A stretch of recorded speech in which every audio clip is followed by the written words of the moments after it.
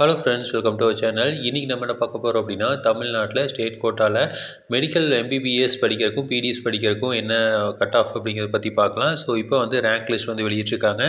July 30 counselling இருக்குன்னு சொல்லியிருக்காங்க. அதனால் வந்து இப்போ ரேங்க் லிஸ்ட் விட்டுருக்காங்க. இதை பேஸ் பண்ணி நம்ம எந்த மார்க்குக்கு எந்த ரேங்கிங்க்கு வந்து கிடைக்கும் அப்படிங்கிறத பற்றி பார்க்கலாம். ஸோ ஃபஸ்ட்டு வந்து தமிழ்நாட்டில் மொத்தம் 36 எம்பிபிஎஸ் காலேஜ் வந்து இருக்குது, மெடிக்கல் காலேஜ் இருக்குது. அதில் சீட்ஸ் பார்த்திங்க அப்படின்னா ஸ்டேட் கோட்டாக்கு மட்டும் 4238 சீட்ஸ் வந்து தராங்க. இது வந்து ஸ்டேட் கோட்டாக்கு மட்டும். அடுத்தது வந்து ப்ரைவேட் காலேஜஸ் வந்து 26 காலேஜ் இருக்குது. இந்த 26 காலேஜில் ஸ்டேட் கோட்டாக்கு அப்படிங்கிறது பார்த்திங்கன்னா 2261 சீட் வந்து தராங்க. இது மட்டும்தான் வந்து நம்ம ஸ்டேட் கோட்டாவில் எடுக்க முடியும். அது இல்லாமல் பிடிஎஸ் இருக்குது. ஸோ பிடிஎஸில் வந்து பார்த்திங்கன்னா கவர்மெண்ட் காலேஜில் 213 சீட்ஸ் வந்து கொடுக்குறாங்க.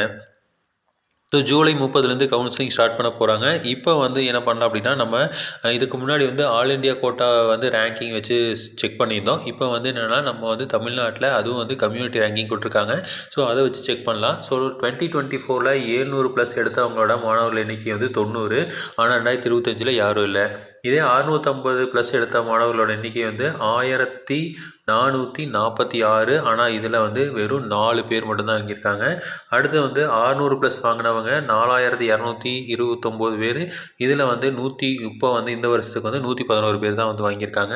இதே வந்து 550+ வாங்கினவங்க வந்து லாஸ்ட் இயர் வந்து 9002 பேர் இருந்தாங்க. இந்த வருஷம் வந்து வெறும் 858 பேர் தான்.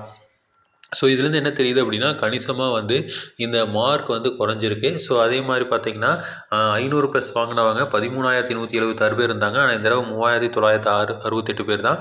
அடுத்தது வந்து 450க்கு மேலே வாங்கினவங்க 16596 பேர் இருந்தாங்க. இந்த தடவை வந்து 9331 பேர் தான். ஸோ அப்போது இந்த டைம் வந்து 400க்கு மேலே வாங்கினவங்களுக்கு சீட் கிடைக்கிறதுக்கு பாசிபிலிட்டிஸ் இருக்குது. அதாவது 400க்கு மேலே வாங்கினவங்க 19000 பேர் இருந்தாங்க. இந்த வந்து 15157 பேர் தான்.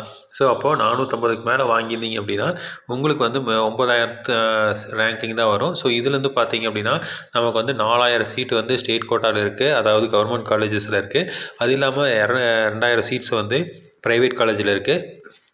ஸோ அதனால் வந்து ஏதாவது உங்களுக்கு சீட்ஸ் கிடைக்கிறதுக்கு வாய்ப்புகள் வந்து இந்த கட் ஆஃபில் இருக்கிறவங்களுக்கு அதிகம்.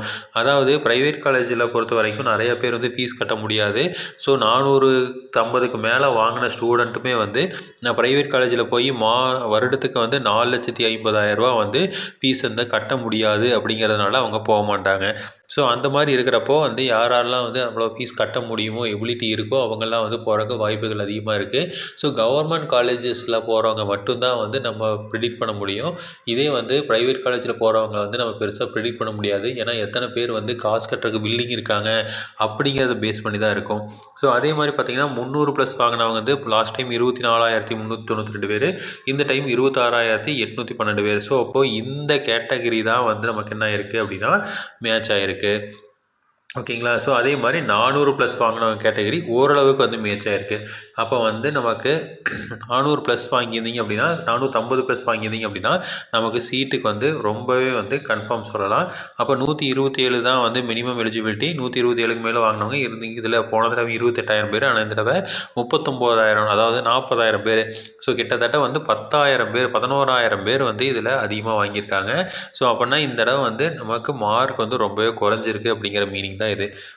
So next government college. So தமிழ்நாட்டில் இருக்கிற கவர்மெண்ட் காலேஜு இதில் வந்து பார்த்திங்கன்னா மொத்தமாக வந்து நான் ஆல்ரெடி சொன்ன மாதிரி 4238 சீட் இருக்குது. இந்த 4238 சீட்டில் எப்படியெல்லாம் வந்து ஃபில் ஆகும் அப்படிங்கிறத பற்றி பார்க்கலாம்.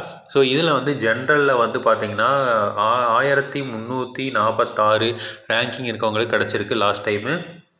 பிசி வந்து 3180. இதே கம்யூனிட்டி ரேங்கிங் வந்து 1948. ஸோ அதே பிசிஎம் வந்து ஜென்ரல் ரேங்கிங் 3709, கம்யூனிட்டி ரேங்கிங் 204. அதே மாதிரி எம்பிசி வந்து ஜென்ரல் ரேங்கிங் 4401, கம்யூனிட்டி ரேங்கிங் வந்து 1071 கிடச்சிருக்கு. அதே மாதிரி எஸ்சி வந்து 10,158 ஜென்ரல் ரேங்கிங், கம்யூனிட்டி ரேங்கிங் 664. அதே மாதிரி எஸ்சிஏ வந்து ஜென்ரல் ரேங்க் வந்து 15,681, கம்யூனிட்டி ரேங்கிங் வந்து 133க்கு வந்து கிடச்சிருக்கு. அதே மாதிரி எஸ்டி வந்து 14,019, கம்யூனிட்டி ரேங்கிங் 43க்கு கிடச்சிருக்கு. ஸோ இப்போது இந்த ரேங்கிங்கில் இருக்கிற நம்ம வந்து இப்போ மார்க் வந்து எவ்வளவு அப்படின்னா, அதாவது ஓசியில் 528 மார்க் எடுத்திருந்தீங்க அப்படின்னா அட்லீஸ்ட் எடுத்திங்கன்னா கிடைக்கிறதுக்கு சான்சஸ் இருக்குது. அடுத்தது 496 மார்க் பிசிக்கு, பிசிஎம்க்கு 495 மார்க் எடுத்திருந்தீங்கன்னா கிடைக்கிற சான்ஸ் இருக்குது. எம்பிசிக்கு 490 மார்க்கு, எஸ்சிக்கு 425 மார்க்கு, எஸ்சிஏக்கு 387 மார்க் எடுத்திங்கன்னா சான்சஸ் இருக்குது. எஸ்டி வந்து 395 மார்க் எடுத்திங்கன்னா சான்சஸ் இருக்குது. ஸோ இதில் வந்து பார்த்திங்கன்னா கன்ஃபார்ம் பண்ணலாம் அப்படிங்கிற மாதிரி இருந்தது அப்படின்னா கொஞ்சம் ஹையஸ்ட் மார்க், இதெல்லாம் வந்து லோவஸ்ட் மார்க்கு. நம்ம ஹையஸ்ட் மார்க் ஓசி 536க்கு ஃபில் ஆகிறதுக்கு வாய்ப்புகள் இருக்குது. பிசி வந்து 507, பிசிஎம் வந்து 502, எம்பிசி வந்து 500 மார்க் எடுத்திருந்தீங்கன்னா, எஸ்சி வந்து 442 மார்க் எடுத்திருந்தீங்கன்னா சான்சஸ் இருக்குது. எஸ்சிஏ வந்து 396, எஸ்டி வந்து 402 மார்க் எடுத்திருந்தீங்க அப்படின்னா உங்களுக்கு வந்து சான்சஸ் வந்து இருக்குது. நீங்கள் தைரியமாக வந்து நம்ம கவர்மெண்ட் காலேஜ் கிடைக்கும் அப்படின்னு நம்பலாம். ஸோ இதில் வந்து பார்த்திங்கன்னா நமக்கு வந்து கம்யூனிட்டி வைஸ் ரேங்கிங் எடுத்துக்கிட்டிங்க அப்படின்னா கிட்டத்தட்ட வந்து நம்ம ப்ரைவேட் காலேஜ் கவர்மெண்ட் காலேஜ் ரெண்டுமே சேர்த்து எடுத்துக்கிட்டிங்க அப்படின்னா வந்து ஒரு 2500 3000 சீட் இருக்கிறவங்களுக்கு கூட கிடைக்கிறதுக்கு சான்சஸ் இருக்குது பிசிக்கு.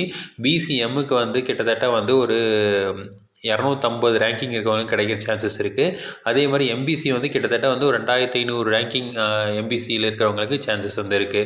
எஸ்சி அதே மாதிரி பார்த்திங்கன்னா கிட்டத்தட்ட வந்து 1200 ரேங்கிங் இருக்கிறவங்களுக்கு கிடைக்க சான்சஸ் இருக்குது. எஸ்டி வந்து பார்த்திங்கன்னா ஒரு 100-150 ரேங்கிங் சான்சஸ் இருக்குது.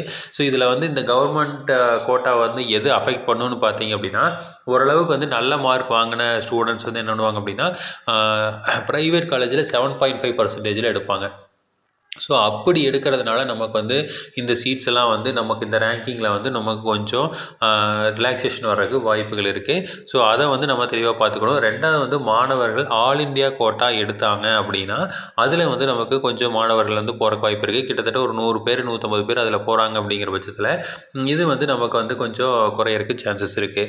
நமக்கு வந்து ஆல் இண்டியா கோட்டாவில் பார்த்திங்க அப்படின்னா கிட்டத்தட்ட வந்து 762, ஸோ 762 சீட்ஸ் வந்து இருக்குது. இதில் வந்து கிட்டத்தட்ட வந்து ஒரு 20% நம்ம மாணவர்கள் போனால் போதும். அதாவது 140 மாணவர்களாவது அதில் போயிட்டாங்க அப்படின்னா நமக்கு வந்து இங்கே சீட்ஸ் வந்து இந்த கட் ஆஃபில் வந்து கிடைக்கிறதுக்கு வாய்ப்பு இருக்குது. அப்படி யாரும் போகலினா தான் வந்து இந்த கட் ஆஃப், அதாவது ஹையஸ்ட் கட் ஆஃப் போகிறதுக்கு வாய்ப்புகள் இருக்குது.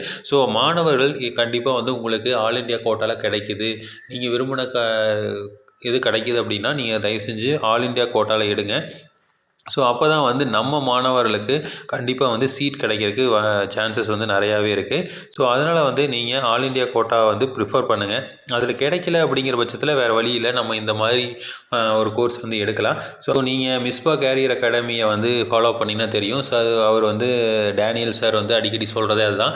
அதாவது நம்ம வந்து ஆல் இண்டியா கோட்டாவை வந்து நீங்கள் ஃபஸ்ட்டு வந்து நீங்கள் ஃபில் பண்ணுங்கள். அதுக்கப்புறம் வந்து உங்களுக்கு அந்த காலேஜ் கிடைச்சிது அப்படின்னா நீங்கள் அதை எடுத்துக்கோங்க. ஒரு வேளை வந்து உங்களுக்கு அது பிடிக்கல மட்டும் இந்த கோட்டாவில் எடுங்க அப்படின்னு சொல்லுவார். ஒரு நம்ம மாணவர்களுக்கு, நம்மளோட தமிழ்நாடு மாணவர்களுக்கு ஏதாவது ஹெல்ப் பண்ணணும் அப்படின்னு உங்களுக்கு விருப்பப்பட்டீங்க அப்படின்னா உங்களுக்கு பிடிச்ச கோர்ஸ் ஆல் இண்டியா கோட்டா கிடச்சதுன்னா எடுத்துருங்க. அதே மாதிரி 7.5%ல் ஓரளவுக்கு நல்ல காலேஜ் கிடைக்குது, ஜென்ரலில் அதை விட நல்ல காலேஜ் கிடைக்குது அப்படின்னா நீங்கள் 7.5%ல் எடுக்கிறது பெஸ்ட்டு. ஏன்னா ஜென்ரலில் நமக்கு மாணவர்களுக்கு வந்து ஓரளவுக்கு சீட் கிடைக்கிறதுக்கு வாய்ப்பு இருக்குது. ஸோ இதெல்லாமே வந்து இன்டைரக்டாக கொஞ்சம் கொஞ்சம் சீட்ஸை வந்து இன்க்ரீஸ் பண்ணுறதுக்கு உண்டான, அதாவது நம்ம மாணவர்கள் உள்ள நுழைகிறதுக்கு உண்டான ஒரு மெத்தட் தான். மற்றபடி வந்து பெருசாக ஒன்றும் இல்லை, ரொம்ப வந்து டிஃப்ரென்ஸ் இருக்காது. ஒரு 10 சீட்டு ஒரு 5 பேர் வந்து எக்ஸ்ட்ரா வந்து படிப்பாங்க. ஸோ 10 பேர் 5 பேர்னாலும் வந்து நமக்கு ஒரு ப்ளஸ் பாயிண்ட் தான். ஸோ அதை வந்து தெளிவாக பார்த்துக்குங்க. ஸோ நீங்கள் வந்து கட் ஆஃப் வந்து இந்த கட் ஆஃபில் இருக்கீங்க அப்படின்னா தைரியமாக வெயிட் பண்ணலாம். ஸோ இந்த கட் ஆஃபில் இருக்கீங்க அப்படின்னா கொஞ்சம் வந்து டவுட்ஃபுல்லாக தான் இருக்கும். ஸோ நீங்கள் என்னங்கிறத இன்னும் கொஞ்சம் நாளில் தெரிஞ்சிடும். ஸோ இதே மாதிரி இன்ஃபர்மேஷன் உங்களுக்கு தொடர்ந்து வேணும் அப்படின்னு எங்கள் சேனலை சப்ஸ்கிரைப் பண்ணுங்கள். தேங்க்யூ.